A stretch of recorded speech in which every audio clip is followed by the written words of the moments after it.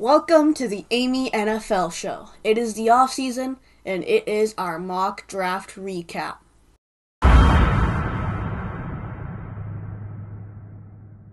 For mock draft, we each picked a player and a position to go to that specific team. And so if either one of those matched that team's pick in the first round, each of us got a point.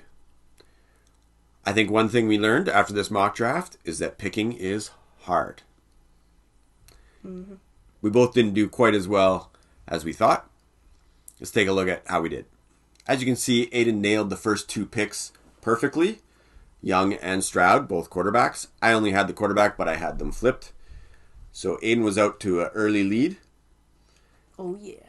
Anthony Richardson, we both picked to the Colts, the fourth pick. We both actually had Will Anderson correct, but we had the wrong team. We thought the Cardinals were going to take him. The Texans ended up trading up and taking Will Anderson, but we didn't get a point for that. As the draft went on, you can see that there was only one other correct pick player to the correct team, and that was Tyree Wilson to the Raiders. And after that, I had a few positions correct, and neither of us had any people correct. We didn't even have a few people going in the first round. Some stuff that happened, we both had Joey Porter Jr. going to the Steelers. He still went to them, but not in the first round. Yeah, 32nd overall. Yeah, and I had Will Levis going to the Titans, but he went in the second round, not the first. Yeah, no points for that. We only did the first round. So not quite as bad as it looks, but if we were to tally them all up, I had 11 points, Ayden had 7. One win for me.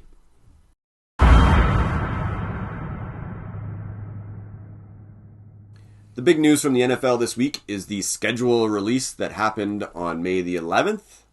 Ayden, what did you think of the full schedule release? It was pretty good, I gotta say. There's a few games that I'm looking forward to. Which ones? The Super Bowl, but we don't know that one yet. I'm also looking forward to Bills-Dolphins in Week 18. That'll be a really good one in Miami. It could decide the division. Yes. And the other one I'm looking forward to is another Dolphins game, and it's in Germany. Dolphins versus Chiefs, Week 9. I wish it was in Arrowhead, but it is still a Tyreek Hill revenge game in Germany this time. I have my eye on two games. One at the beginning of the year. The Bills against the Jets. Monday night, Week 1. Let's see how much of an impact Aaron Rodgers has on the Jets. The Bills always start strong. Last 4 years, they've always come out of the gate hot. So it will be a good test for the Jets and see if they're legit or not. So I'm looking forward to Week 1 Monday Night Football. And the other one, Week 17. Bengals and the Chiefs. This could decide who gets number 1 seed in the AFC. They've both been there the last few years. It'll be a good game, I think. Yep. Now let's move on to Aydens Rankings. Aydens Rankings! For this video's Aydens Rankings, I got the top 5 teams that will most likely have a better record than last year. At number 5, we have the Houston Texans, who were 3-12-1 or something like that.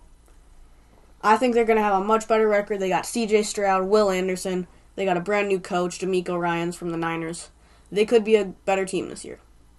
Number 4, I got the L.A. Rams. They were 5-12 last year. They didn't have a first-round pick, but if Aaron Donald and Cooper Kupp all stay healthy, they should be able to have a much better record. Number 3, I got Miami Dolphins. They were still 9-8, but I still think they can do better. They had a really good season last year, except for that one drought in December. And I think they can have more than 9 wins. Number 2, I got the Denver Broncos. Sean Payton is their new head coach. He should be able to teach Russell Wilson a few things, and Russell Wilson already knows a few things. So I think that they will have a much better record. And number 1, of course, the New York Jets. I think that they should be able to get a better record. Hopefully scratch that. Don't make the playoffs. They should make the playoffs, but I don't want them to make the playoffs. But I think they will have a much better record than last year, where they were 7-10. I think optimism is high for all 5 of those teams. Let's see which ones pan out. Yep. Guess that Stat! What team had the least amount of total touchdowns last year? And what team had the most amount of touchdowns last year? Total. Ooh. For least amount, I would go with the Denver Broncos. No. For the most amount, I would go with the Kansas City Chiefs. Correct. All right. The Chiefs had 61 total touchdowns, and the Indianapolis Colts had 28 total touchdowns. So is Denver close? Yes, they were tied with Steelers and Jets with 29. Oh, one off. All right, good question. My question for you. As of right now, if you look at the top 51 per team, who has the most amount of cap space and who has the least amount of cap space? Bucks. Yes, the Bucks have the least amount of cap space. Great answer. That was all skill. I thought the easier one would be who has the most amount of cap space. They've had it all off season, the most amount of cap space. Bears? Yes, the Bears. Wow. Let's go. Good answers.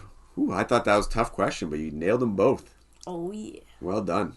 All right, that wraps up this short video. It's off season, so we're on a little hiatus for a little while. Once the training camp gets going again and some more NFL news comes out, we'll start recording a little bit more regularly. And some way too early rankings. Way too early rankings coming up in August. See ya. Bye.